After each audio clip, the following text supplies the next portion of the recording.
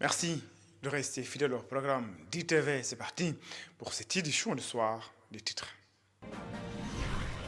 Maïmouna Ndour Faye ne comprend toujours pas l'exclusion de son groupe de presse dans la liste des organes de presse en conformité avec le code de la presse. Elle brandit des documents qui justifient son inscription sur la plateforme du ministère de la Communication. Apaisement du front social, des pourparlers très avancés notés avec les syndicats. C'est l'annonce du président du Haut Conseil du dialogue social qui prévoit également de rencontrer les acteurs de la presse. La pluie attendue dans la nuit du mercredi à jeudi dans quelques localités du pays, annonce l'ANACIM. Les températures vont également baisser. En sport, la reine sénégalaise en deuil, Ambroise Sarr, c'est un l'ancien entraîneur de l'équipe nationale de lutte, est décédé à l'âge de 73 ans. Voilà pour les titres. Le développement, c'est dans une poignée de secondes.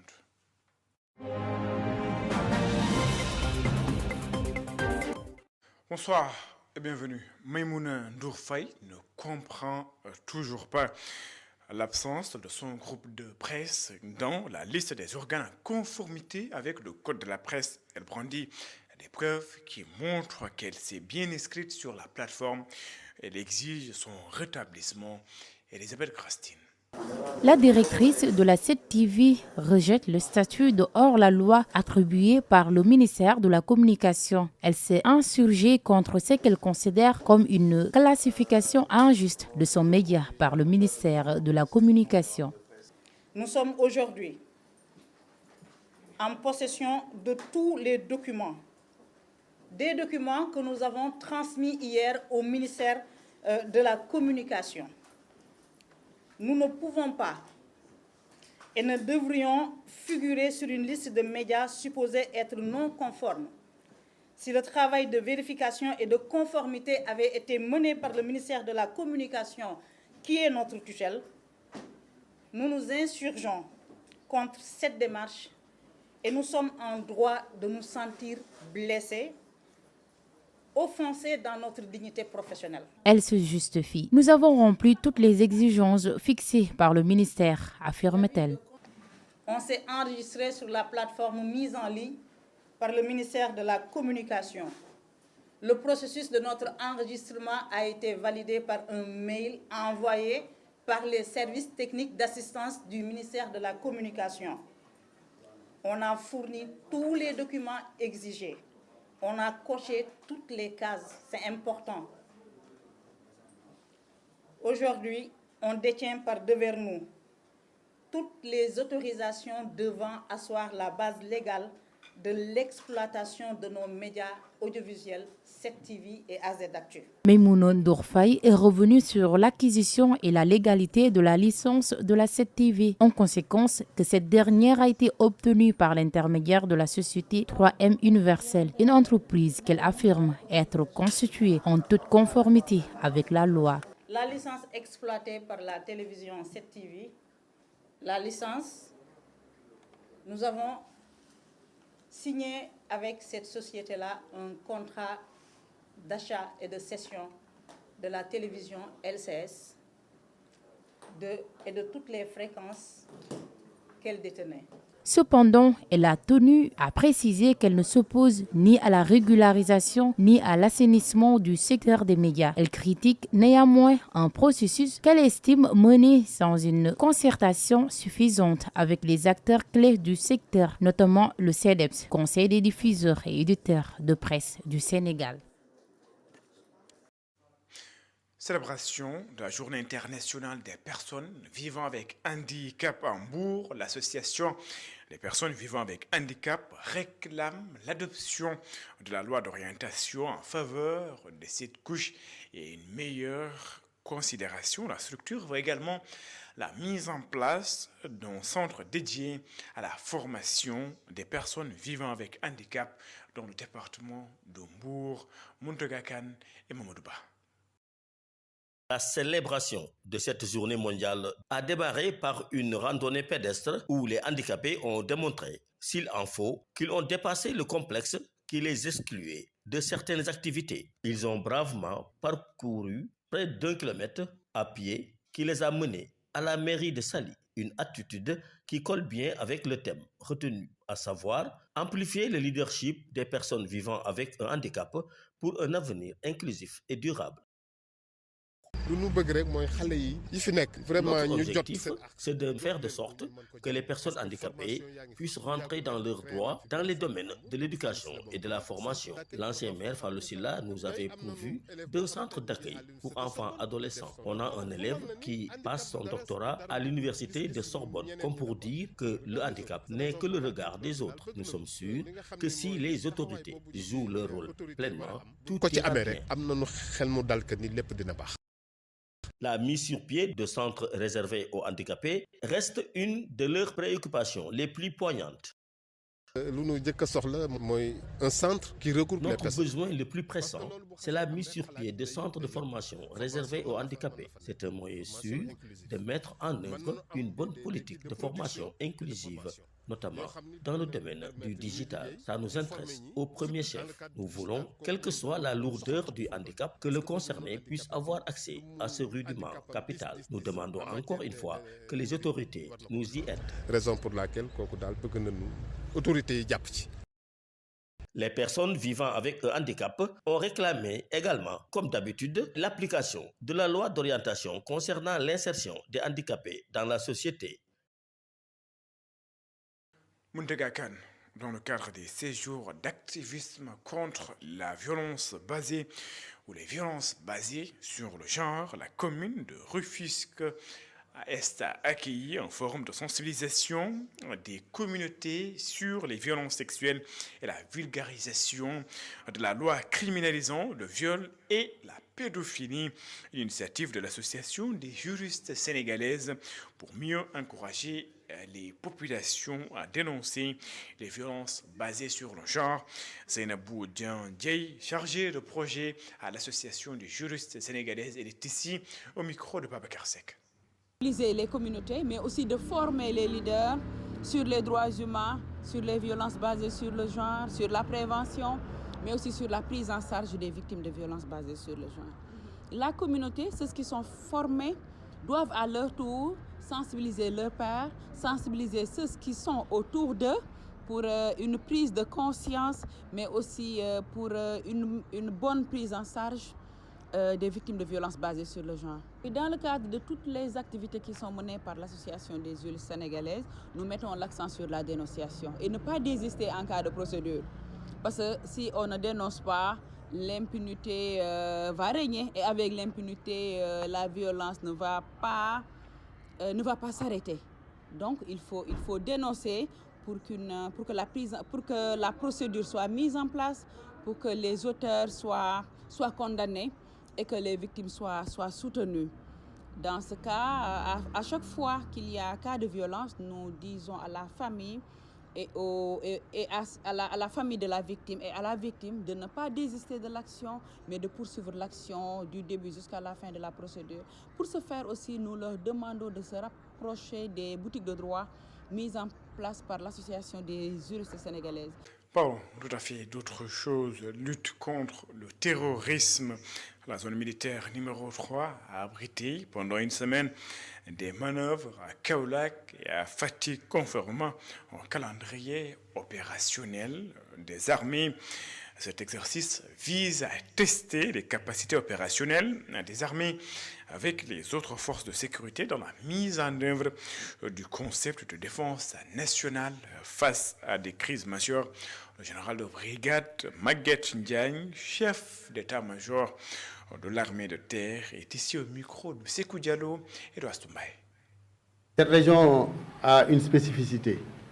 Elle a des zones de manœuvre qui conviennent en tout cas à l'envergure des forces que nous voulons mettre en œuvre, mais aussi une frange maritime, donc qui nous permet en tout cas de permettre à la marine en tout cas d'entrer en action et de participer activement à cette manœuvre. On aurait pu faire ça dans d'autres régions, mais ce serait une participation très limitée de la marine. Mais cette année, quand même, vu l'envergure des moyens qui sont consentis, la marine aussi entend jouer un rôle important. Et c'est ce qui explique en partie, en tout cas, le choix des régions de Kaolack et de Fatick. Pour ce qui est des moyens engagés, nous avons en tout cas environ 4500, donc provenant de toutes les forces de défense et de sécurité, pour ce qui est du personnel.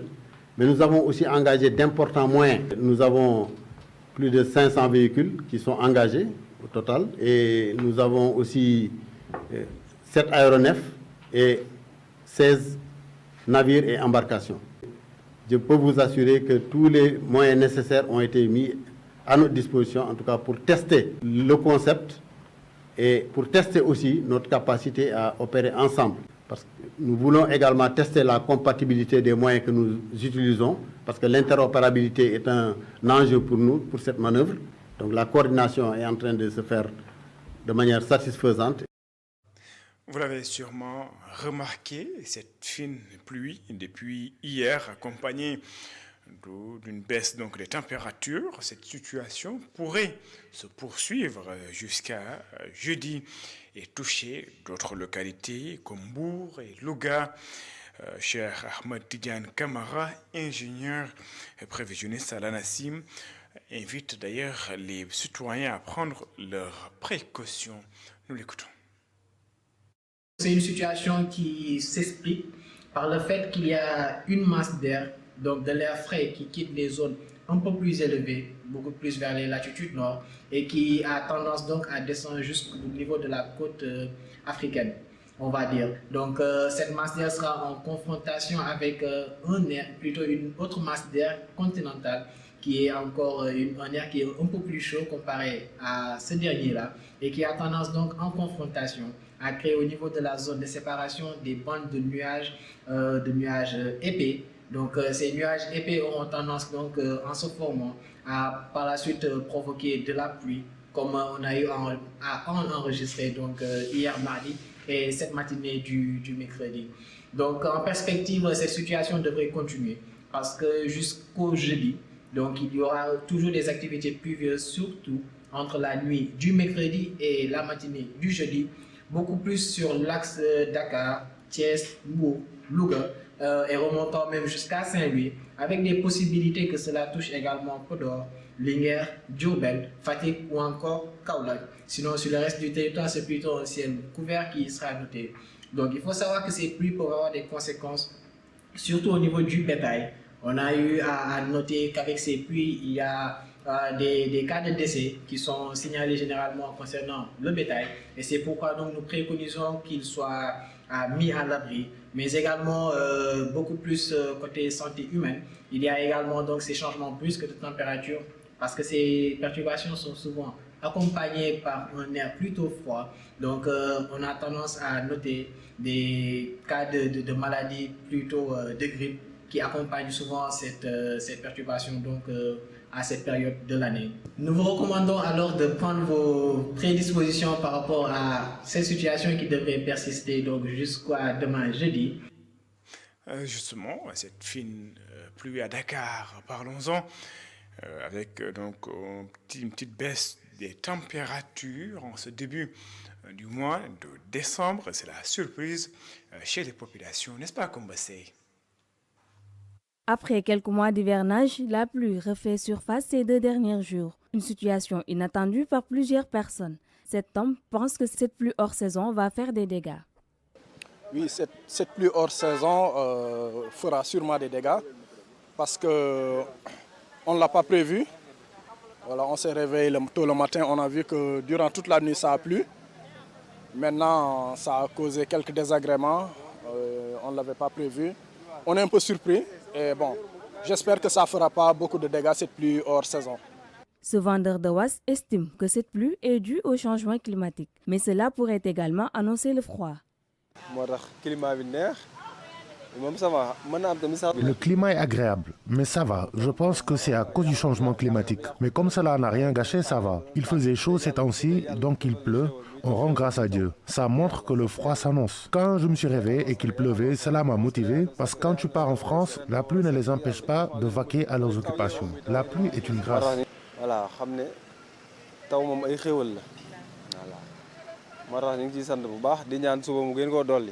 Quant à Cheikh Diouf, il avoue qu'il ne s'y attendait pas.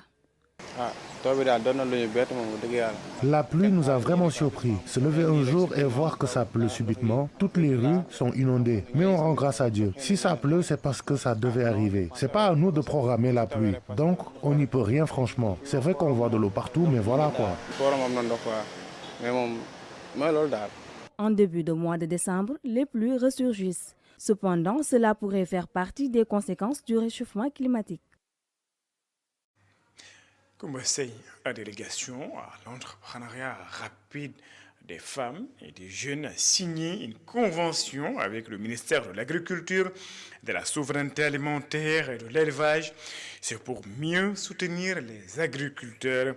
Un pacte qui va consolider la souveraineté alimentaire au Sénégal, selon le ministre de l'Agriculture, qui salue également l'engagement de la DER en faveur des agriculteurs. Anta Gaye Ndoye. La délégation générale de l'entrepreneuriat rapide pour les femmes et les jeunes a signé une convention avec le ministère de l'Agriculture, de la Souveraineté alimentaire et de l'élevage. Aïda Mbodj renouvelle son engagement pour que la souveraineté alimentaire soit une réalité au Sénégal. Nous avons invité, quand nous avons pu participer grâce à l'invitation de M. le Premier ministre au Conseil interministériel dont vous étiez maître d'œuvre, nous nous étions engagés à vous accompagner pour un montant de 9 milliards.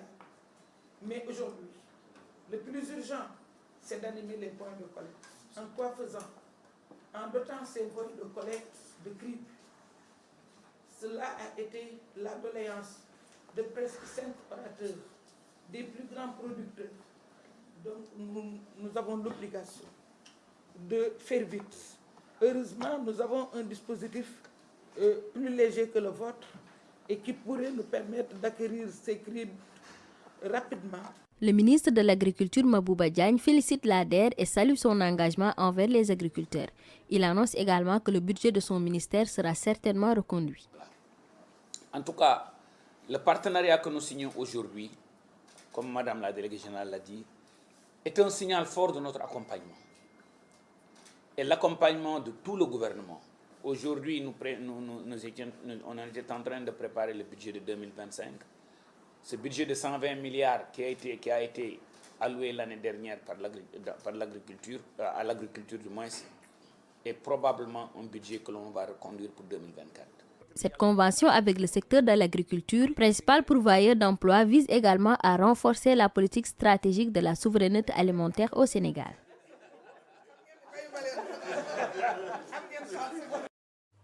Je le disais en titre, Ambroise Sarr est décédé à l'âge de 73 ans. L'ancien entraîneur de l'équipe nationale de lutte a consacré sa vie à cette discipline. Pape Abdou Fall, président de l'association de promoteurs de lutte, parle d'une grosse perte. Un monument du monde du sport sénégalais vient donc de quitter ce monde. Pape Abdou Fall, président de l'association de promoteurs de lutte, que je vous propose d'écouter. Ambroise Sarr, un grand monsieur, un Sénégalais parmi les Sénégalais. Un Sénégalais qui a beaucoup fait pour notre cher sport national qui est la lutte sénégalaise. Un Sénégalais, ou bien un fils du Sénégal qui a hissé le drapeau national partout ailleurs. Donc c'est avec tristesse que nous apprenons son décès. Nous prions que le bon Dieu l'accueille en son paradis céleste. Il a été parmi les Sénégalais qui ont quand même hissé le sport, notre sport national, la lutte sénégalaise, partout ailleurs. Il a lutté ici au Sénégal, il a été champion partout, il a eu à diriger l'équipe nationale partout. Et partout où il est passé, il a eu vraiment à gagner des médailles. Un mot sur ce qui se passe ailleurs, c'est pour bien sûr parler de la France. Une crise politique s'installe après donc la motion de censure déposée par l'opposition. Cette motion de censure est passée comme une lettre à la poste. Le gouvernement de Michel Barnier tombe le Premier ministre aura été l'un des premiers ministres les plus éphémères à occuper le Matignon. Cette censure intervient donc après celle de 1962.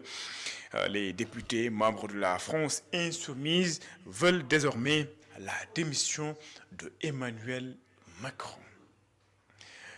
C'est d'ailleurs sur cette note que nous quittons sa fin de cette édition. Merci de l'avoir suivi. Excellente suite de programme sur les antennes d'ITV.